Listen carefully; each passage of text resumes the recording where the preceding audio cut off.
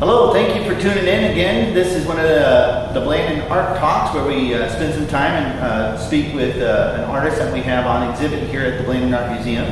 You can find this either on our YouTube channel or on Facebook, or if you visit the gallery, there'll be a QR code that you can access using your phone. So please stop by and see us.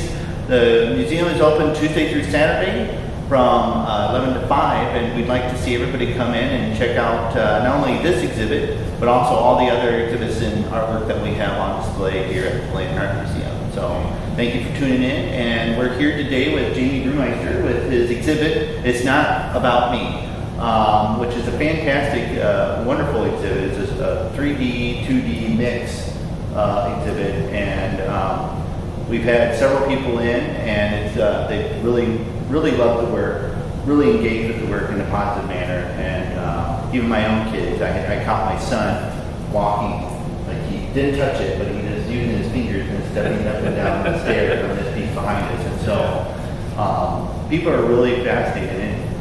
And the one interesting thing that people have said is that when they come into the exhibit space, they don't see the people right away.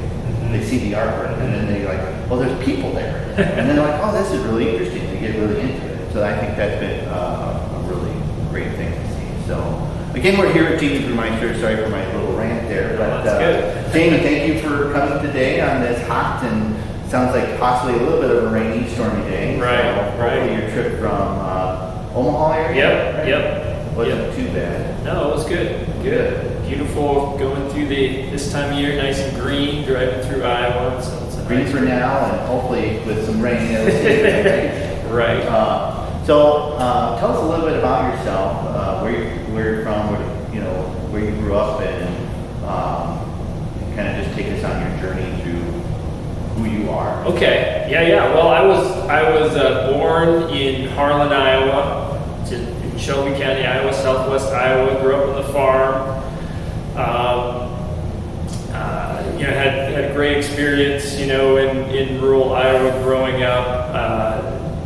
I went to college, went to Creighton University for my undergraduate, and I was kind of torn. I played tennis there, and I was either going to be kind of go into like athletics or go into art, and so I was a little torn. When I was interested in art when I was younger, and then I got to college, and there was a class there was a life drawing class, and one night a week for like 5 hours, and that class killed me on art initially, and so I got a degree in exercise science, and then I thought I wanted to be a physical therapist, and kind of worked in a hospital as a technician, and figured out I didn't want to do that. I decided I liked going to school, so I went back to school and got a master's degree in health education, which is kind of an interesting field where it's very, your health is related to everything, and so I got to explore a lot of different things, and I had a professor there that would let me do like art or music projects for the classes, and I guess I didn't mention I played music as well. I've played music forever, and still do today. And so anyway, I kind of came out of that master's degree, and I started teaching at UNO in Omaha in health education. But then I kind of felt like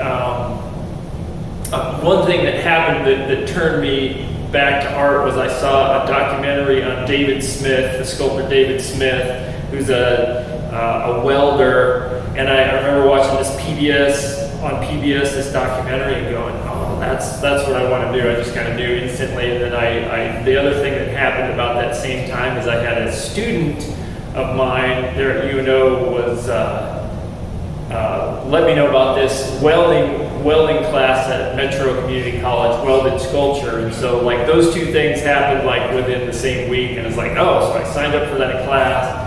And I was just kind of hooked on sculpture, and I think that the thing that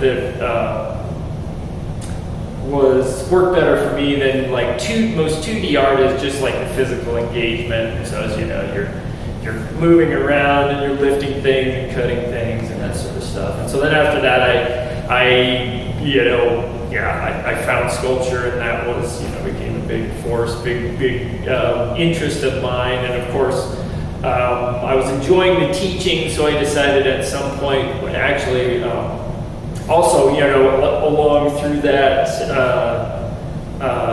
area, I met my wife Kelly, who's sitting here on the other side of the room, and we got married, and we ended up having 2 kids. And I remember when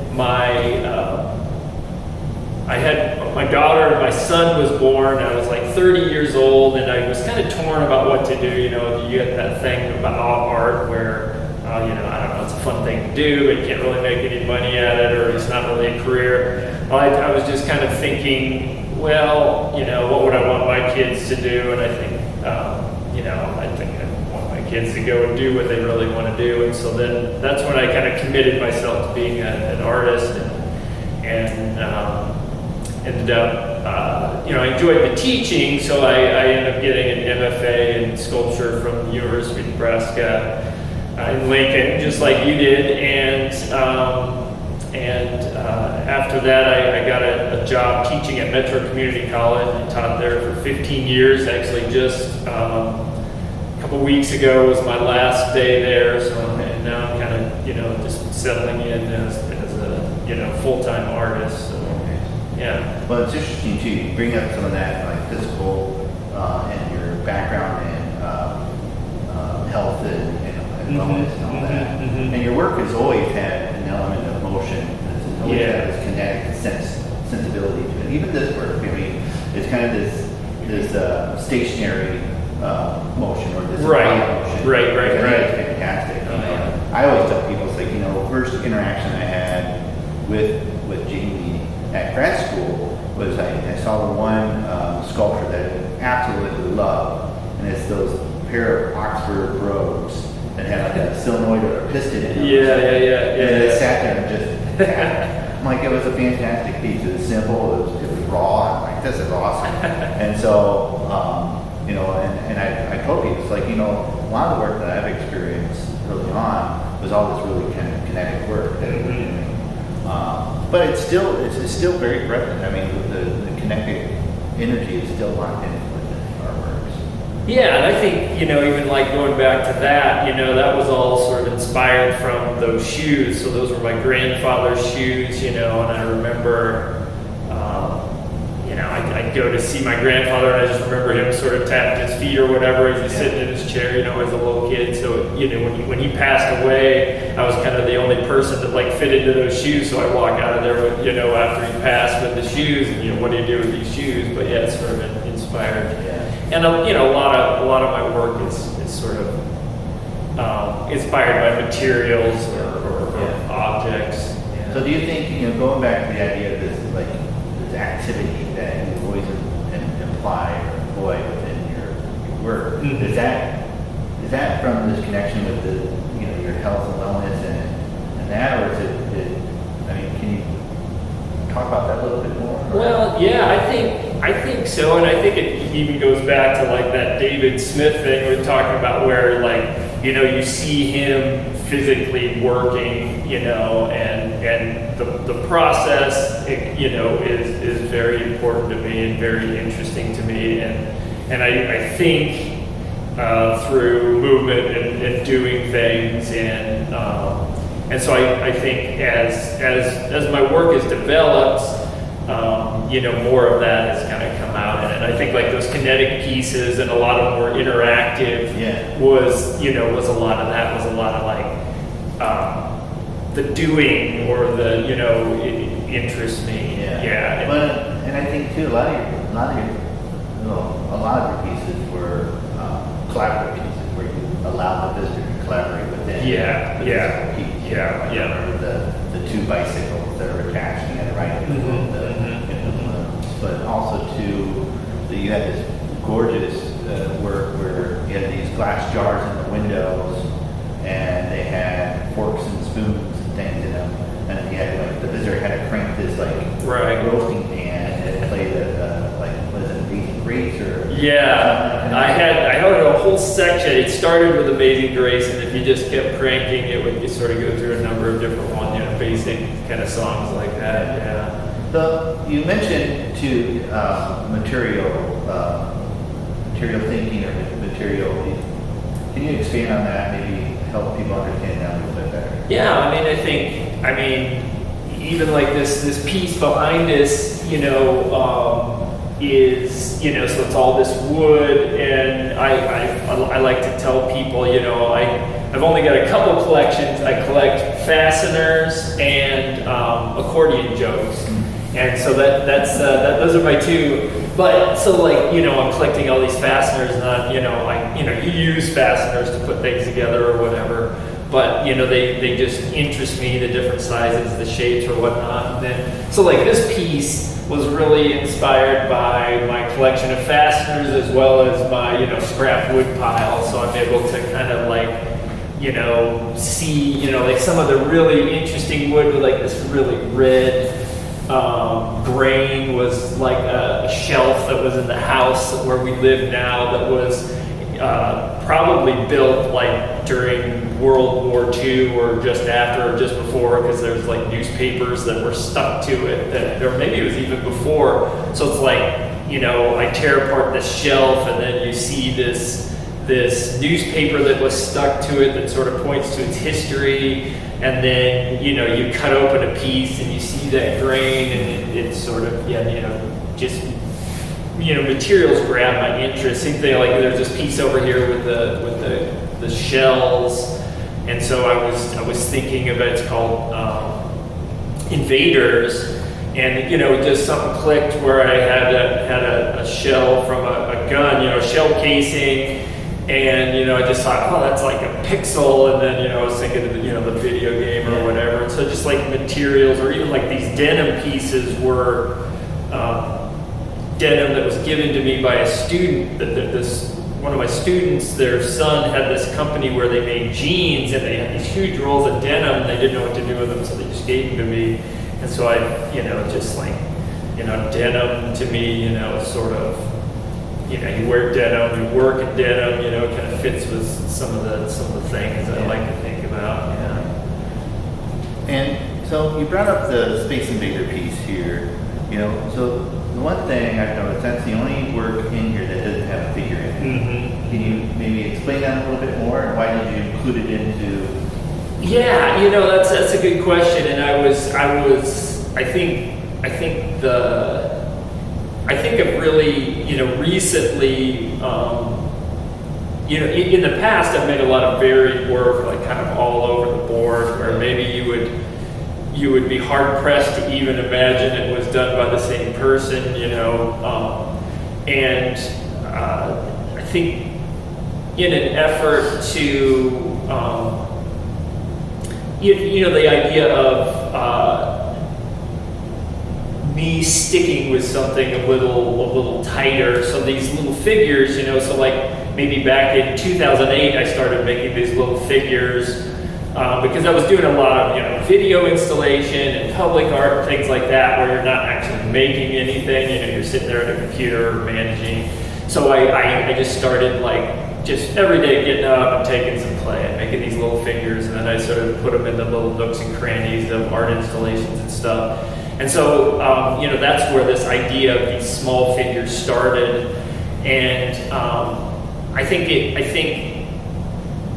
I've really kind of doubled down on, exploring that idea further. So I think that's what most of these pieces have. That one, I don't know, I kind of like the bit of humor in it, and just that I think formally in the room, I kind of like that, that gold and black. Mm-hmm. I like to, when I do shows, I definitely kind of, I'm kind of drawn to, a variety in the work, where it's, different materials, different approaches, and so I kind of, but with the same idea. So yeah, I think maybe if I was a little more disciplined, they all would have had the little figures, but I think it's a great little kind of like a pause for people when they come in, and they pause and they ponder. It's like, well, this one's different, slightly different. Yeah. But it's a powerful piece, so I'm glad you included it. It fits well within the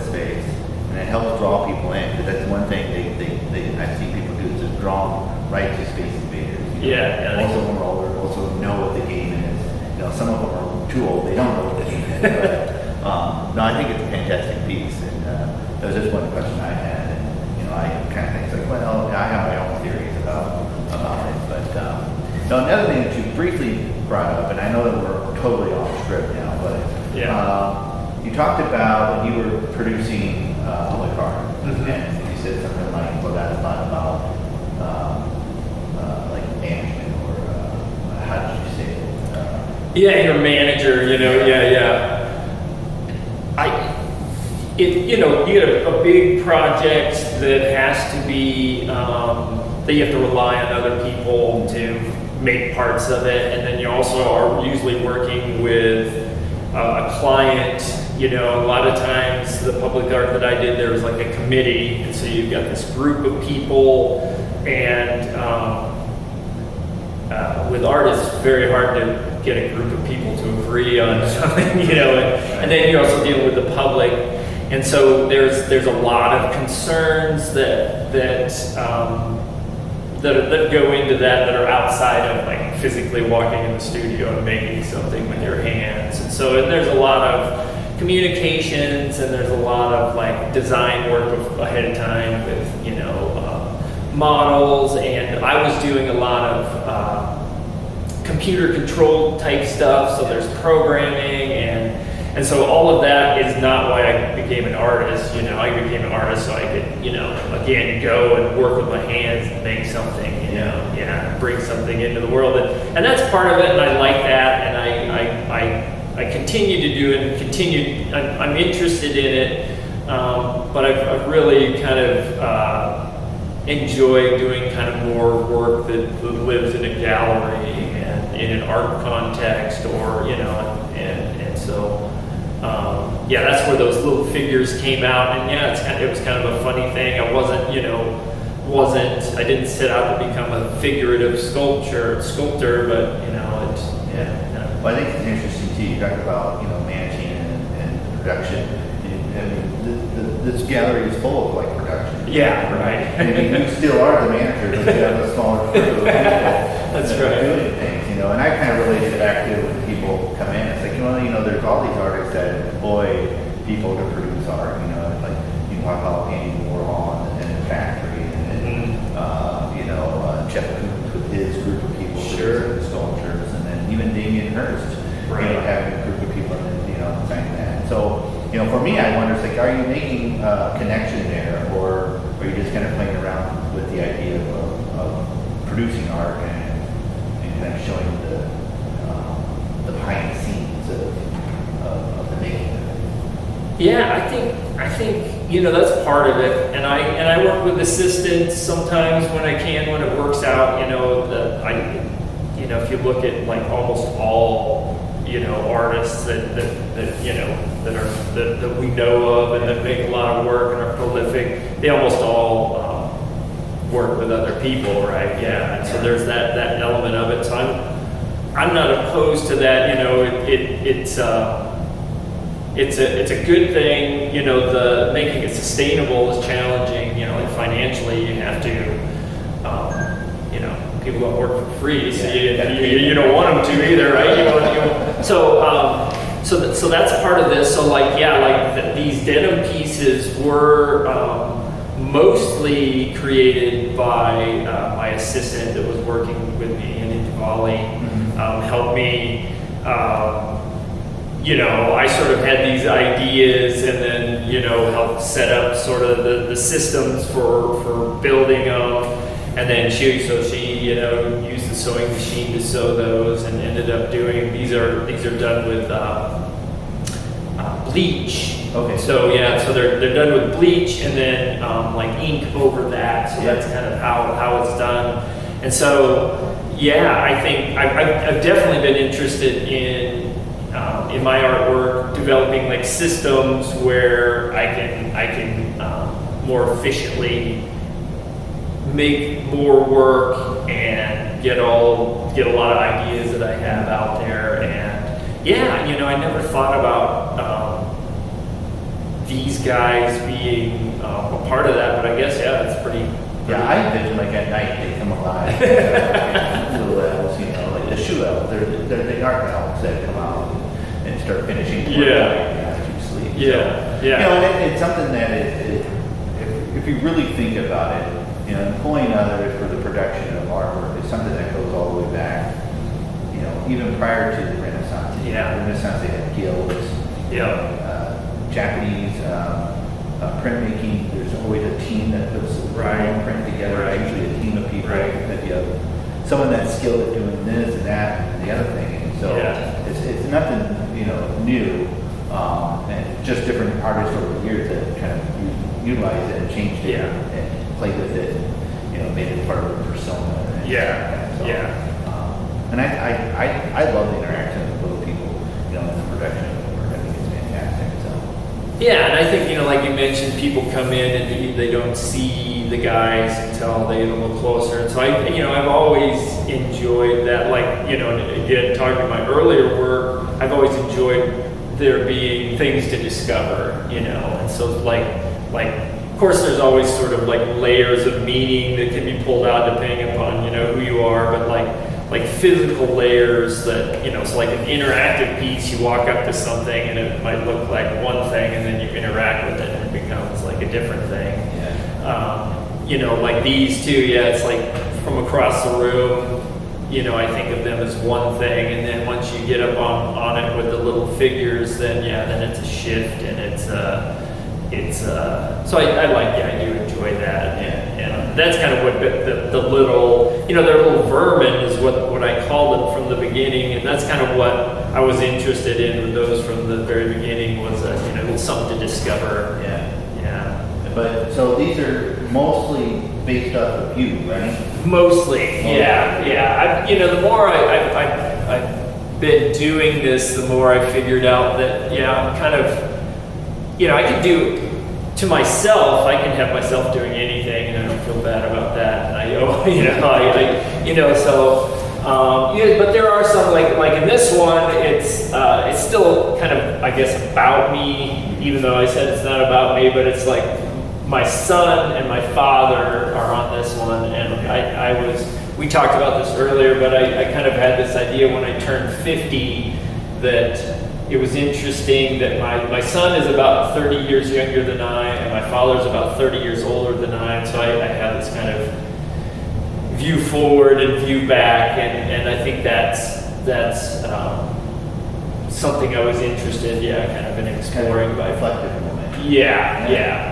Well, that makes this piece even more powerful. I mean, talk about being reflective, building a house that you live in, which is your life, right? And you have a perspective of both the forward-looking and the past. Yeah. So I think that's a fantastic piece. Even before I knew I loved this one, so I think that's wonderful. So let's see here. All right. What does your work aim to say? I mean, you say it's not about you. It's not about me as the title of the exhibit, but like I said, most of these figures are based on you. Right. Well, like with that title, it's kind of like nobody says it's not about me if it isn't about you usually, right? So I think that's funny, and I think a lot of this stuff, I think, when you get in, making art's hard work, and you get into it and you get serious about it and everything. But I think all of these things are kind of lighthearted, and I think there's, I try for there to be a little element of humor. Usually, if there's something that I find funny, I like to explore that and figure out, okay, well, what, something that's, what is funny? Funny is, or humor is, it's a strange thing. I mean, it's like kind of an emotion or kind of and it's almost uncontrollable. If something's funny, I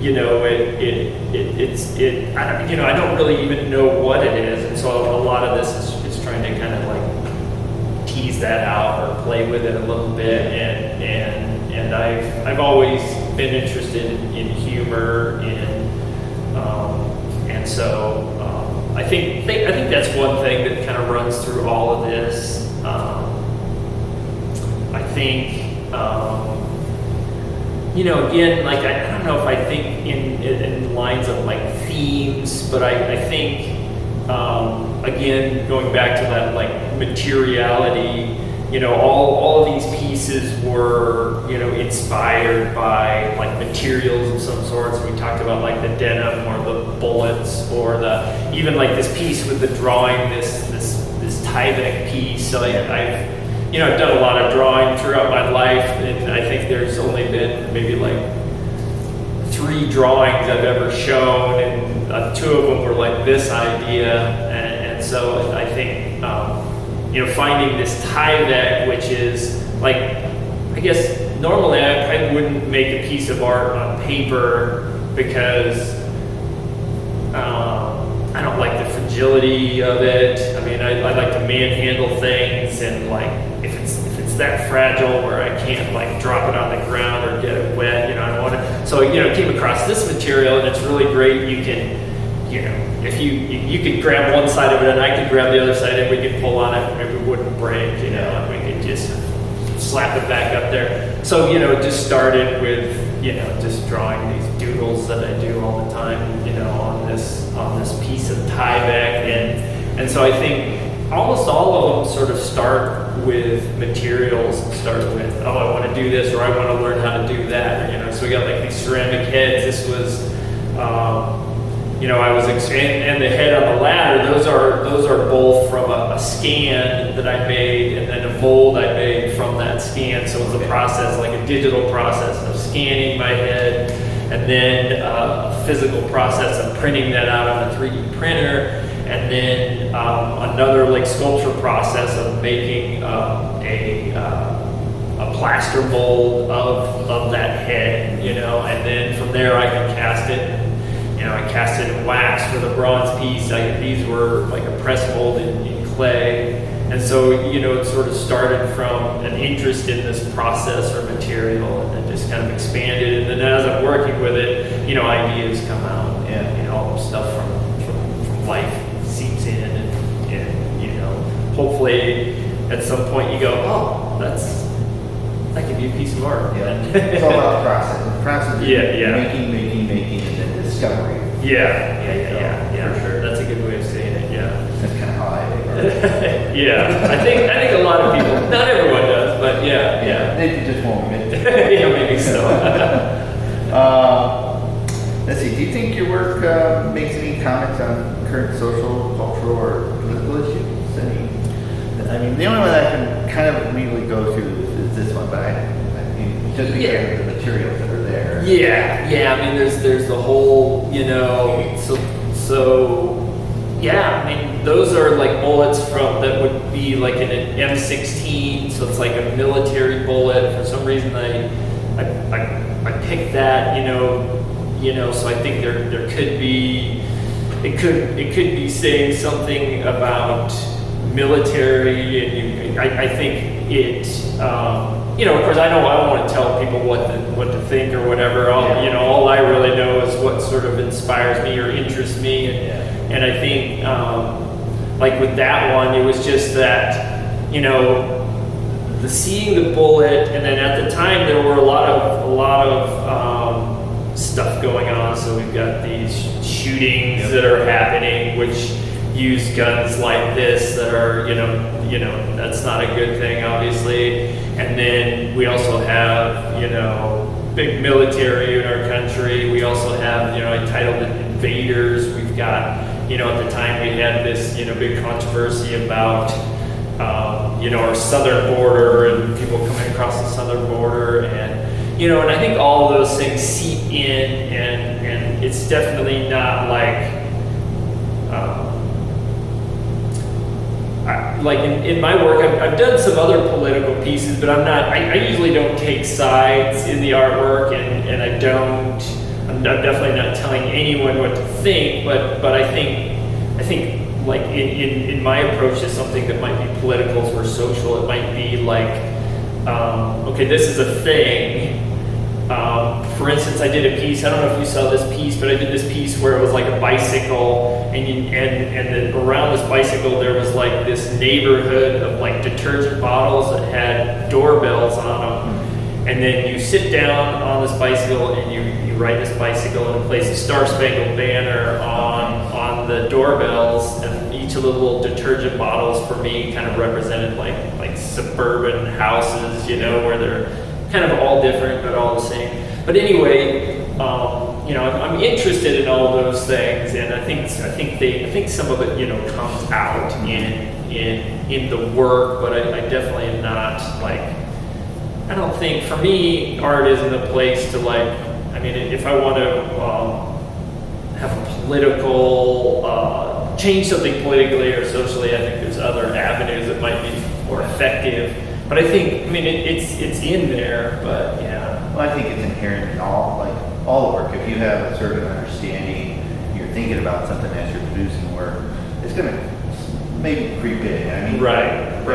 But I think the nice thing about even that work is it's playful enough, but it has some content that you kind of have your own understanding about what it means and understanding. Yeah. And really, what it does is allow the viewer to kind of have a moment of self-reflection, which I think that's the most important in artwork, is that it allows you to have that self-reflection. Yeah, no, I agree, and I think.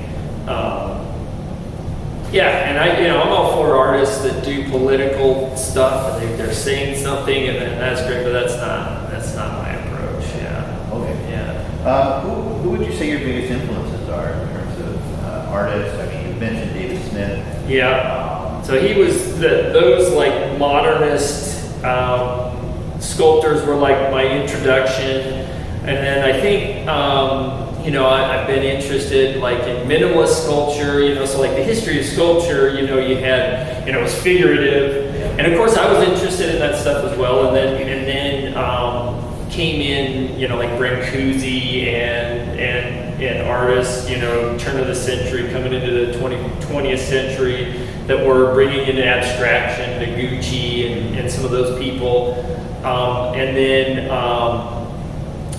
David Smith was kind of after those guys where they started doing constructions and whatnot. And I was interested in all that, interested in like minimalism and minimalist sculpture.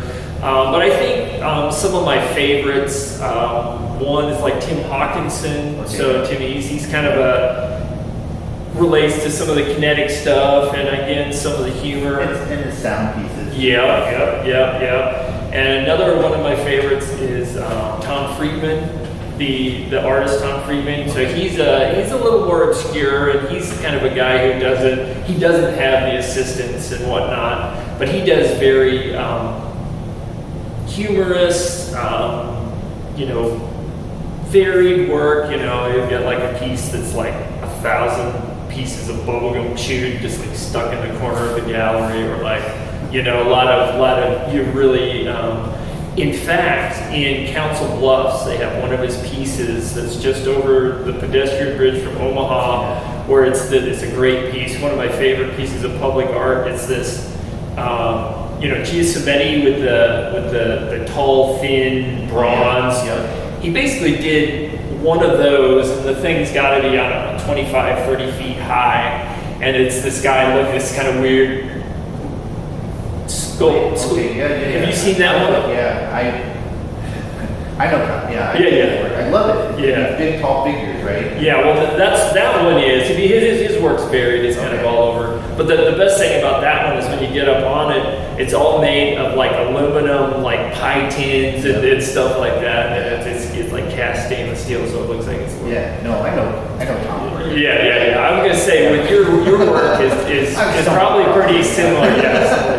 Yeah, but so I don't know. Those are some of the. Okay. And I think more recently, like these pieces, these denim pieces, I've been kind of interested in like Saul LeWitt and his, those. He would do all those pieces all over the world in museums around, where he would just send the instructions and someone else would build them. Yeah. So.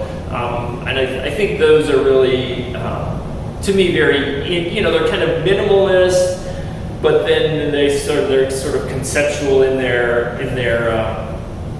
the fact that someone else is building them, and it's just actually just instructions. Yeah. And so like these denim pieces were a lot like that, whereas I came up with this idea, and actually somebody else.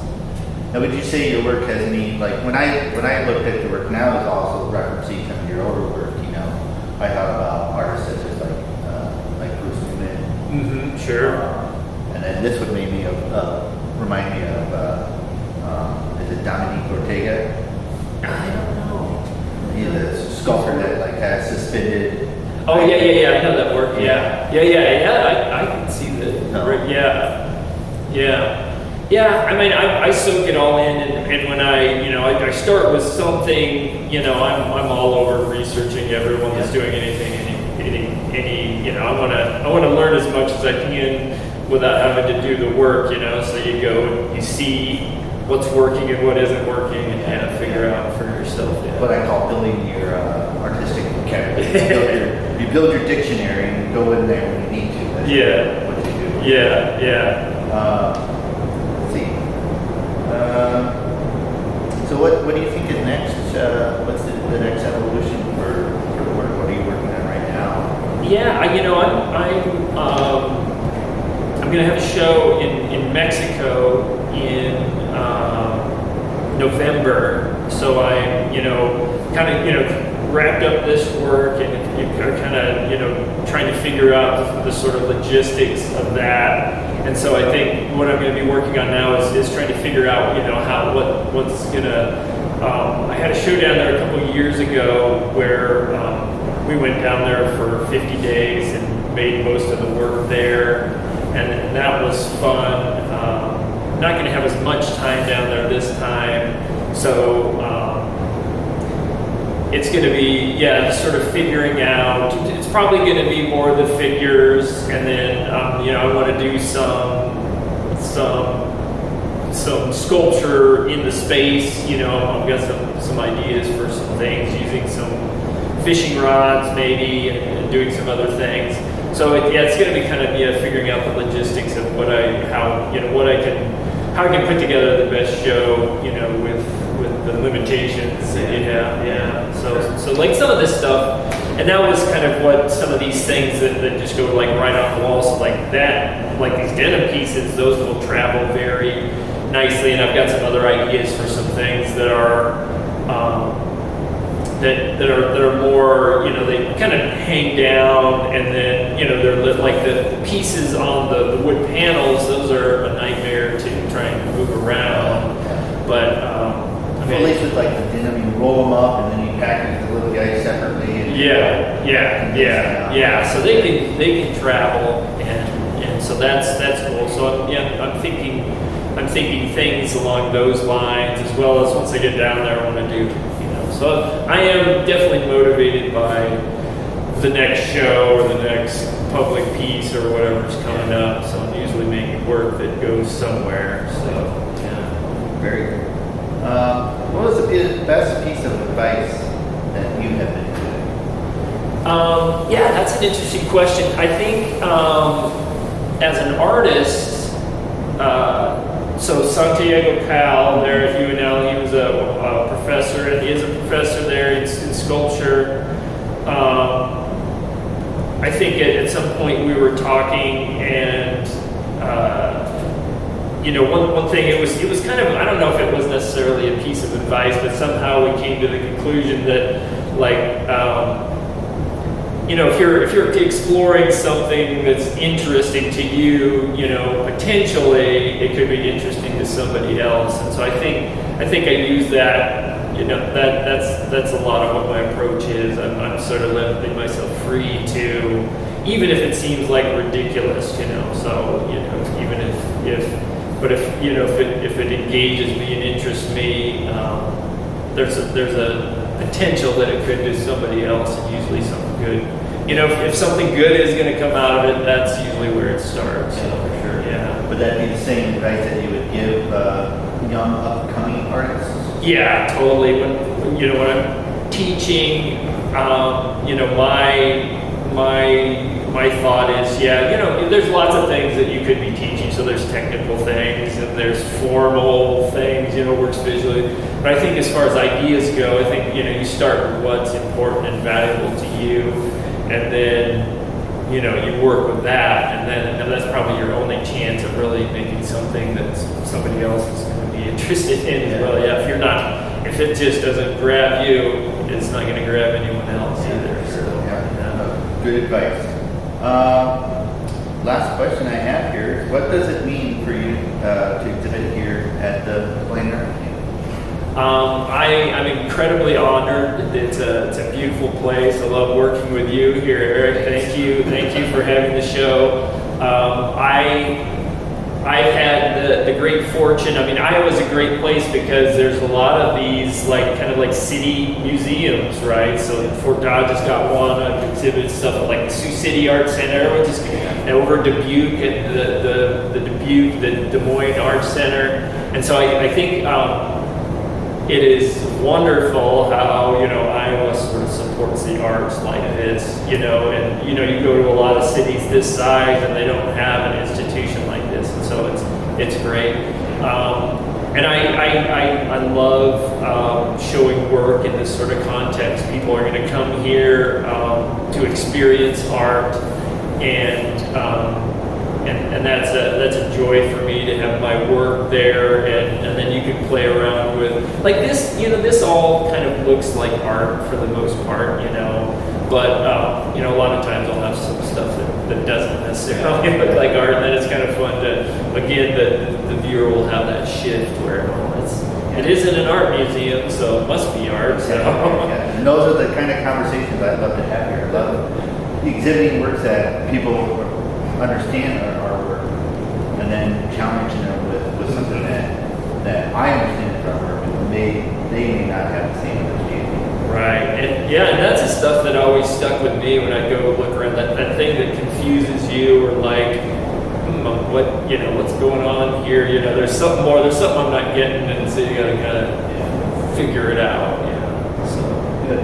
Yeah. Well, it's an honor to have you here at the museum, and the exhibit will be going on until August. I can't remember if it was the end of July or August. I think it's August, I think. Kelly, you got the card over there? Does it say? Kelly, I should know this. Yeah, I should know too. It won't be. I don't think it's not on that one. But it'll be here on display at the museum. Please stop in. It'll be through July, and I think the beginning part of August is. Okay. I think that's when it will end here. But at any rate, it's a fantastic exhibit. We're very thankful to have Jamie Burmister being a part of the legacy of what the Bladen represents and provides to the community of Fort Dodge, which we've been doing it for going on 89 years. I think we've been a part of this community. So thank you again for tuning in. And if you get a chance, please stop in and see the exhibit. It's not about me here at the museum. It's on the second floor, in the second floor gallery here at the museum. We've got wonderful exhibits going on in the other showcases. So again, if you're check us out on Facebook, online, Blandon.org, or you can check out our YouTube channel as well. And if you're not one of our followers, please follow us, and hopefully we'll see you here at the museum. So thank you again. Thank you.